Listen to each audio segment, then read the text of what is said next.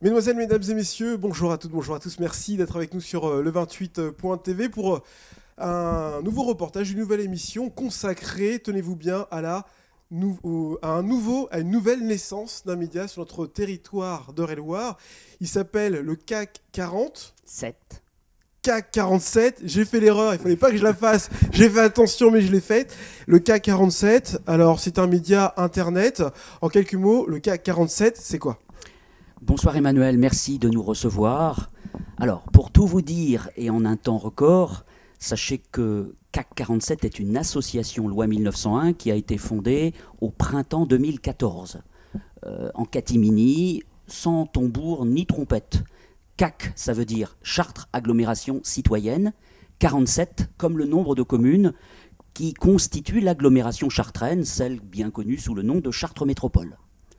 Moi, je voudrais décliner cette association en 3 piliers fondamentaux. D'abord, dire que c'est une association citoyenne de gens de l'agglomération, 125 000 habitants, de gens passionnés par la chose publique, par la politique au sens noble du terme.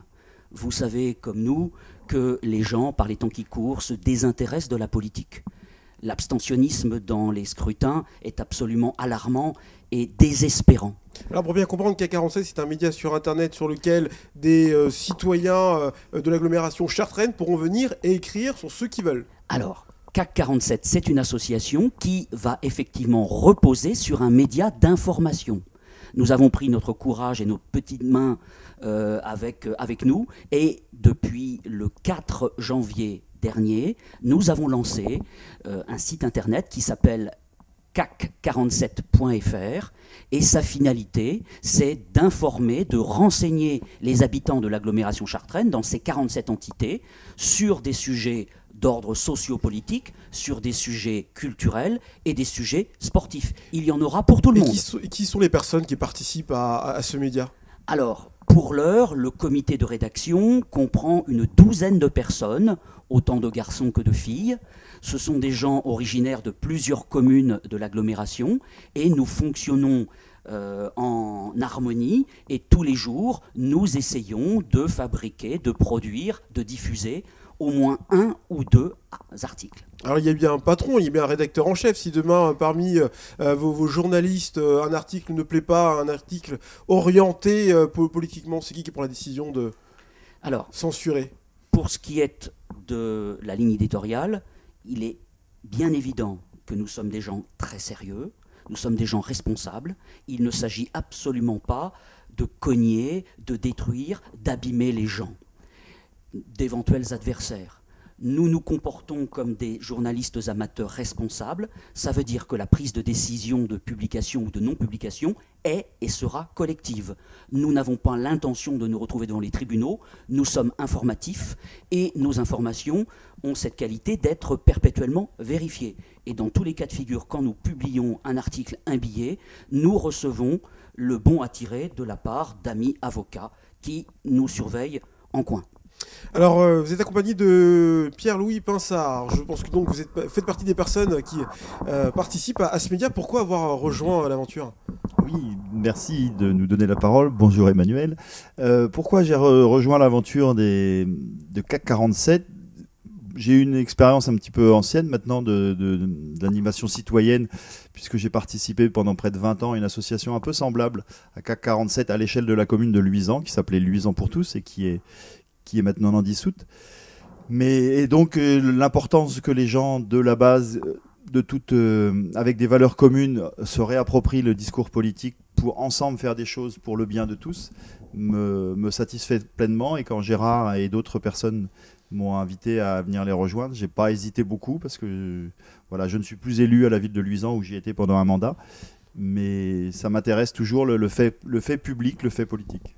C'est vrai que je repose la question, mais l'intérêt d'un média, c'est d'envoyer une information la plus neutre possible. Quand on connaît votre passé à Europe Écologie Les Verts, on discutait ensemble, parce que vous êtes tous les deux plutôt portés à gauche, on a du mal à penser que ce média ne va pas être orienté.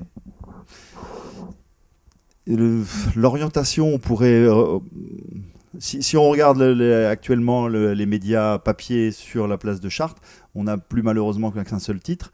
Et même s'il semble être neutre, il n'est pas neutre à notre lecture et à nos yeux.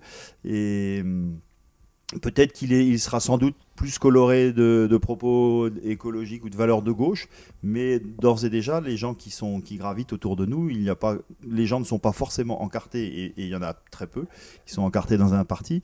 Et puis il y a des gens d'obédience plutôt de gauche, mais on a aussi des gens qui, je pense, d'obédience centriste. On partage des valeurs communes et des valeurs aussi démocratiques. Et le fonctionnement de l'agglo tel qu'il a été, mais Gérard en dit sans doute un petit peu plus que moi là-dessus, depuis 12 années maintenant qu'on a une certaine vision de la gestion administrative par le président actuel, c'est clair que nous, on n'est pas sur les mêmes attendus sur les décisions.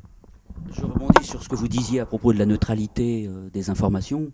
La neutralité, dans le vrai journalisme, ça ne peut pas exister. Ça ne peut pas exister. Le journalisme, ou en tout cas l'information, elle est forcément, comme le disait Pierre-Louis, colorée, elle est l'expression d'une passion. Mais la passion, ça doit aussi être le respect des individus.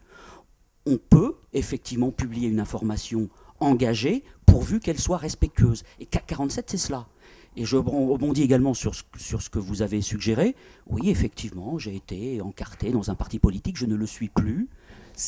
J'ai tourné la page, sans doute parce que je considère que les partis politiques, en général, de gauche comme de droite, ne sont plus à la hauteur des enjeux. C'est pour cela que CAC 47 s'est engagé dans une démarche citoyenne. CAC 47 a vocation à accueillir des gens de tous les horizons politiques, pourvu qu'ils soient tolérants et humanistes. Ce sont les valeurs fondamentales. Qu'il y ait des gens potentiellement de droite ou de gauche, ça ne nous dérange absolument pas, pourvu que ces gens-là adhèrent à la charte des valeurs et des objectifs que nous avons mis en ligne sur CAC47.fr. Et voilà, pourvu que les gens soient des gens de bonne volonté au service de la chose publique, alors là, nous, on les accueille les bras ouverts. Alors donnez-nous un exemple pour les personnes qui vont découvrir le site CAC47.fr. Aujourd'hui, l'actualité, vous traitez quoi ? Alors, en ce moment, nous traitons de différents sujets, notamment le sujet d'un récent débat sur le projet d'autoroute A154. Nous relayons également les vœux des maires de l'agglomération. Des vœux, par exemple, c'est un article qui a été publié hier midi sur les vœux du maire de Mainvilliers qui appelle de ses vœux à ce que la réouverture de la piscine des Vauroux puisse bénéficier de financements qui lui reviennent de droit. Nous avons publié aujourd'hui un portrait d'un sportif, d'un patron de club sportif d'athlétisme sur la commune de Jouy, et vous voyez qu'il y en a pour tous les genres. Nous avons également hier publié un article sur une rubrique littéraire, sur un livre qui traite de l'agression sexuelle. Voilà, donc la diversité est de mise, mais par principe, l'information sera à finalité locale, d'agglomération. L'information que vous traitez, c'est à quelle fréquence ?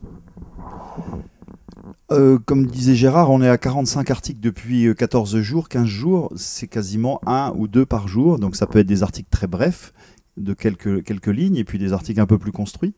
Ce que j'aurais aimé aussi rajouter, ça complète un petit peu ce qu'on a déjà dit, mais l'intérêt aussi de CAC 47, c'est de ne pas voir l'agglomération comme un schéma où il y aurait une ville phare qui écraserait et dominerait tout le monde. Et le mot de 47, évidemment, il fait référence au CAC 40.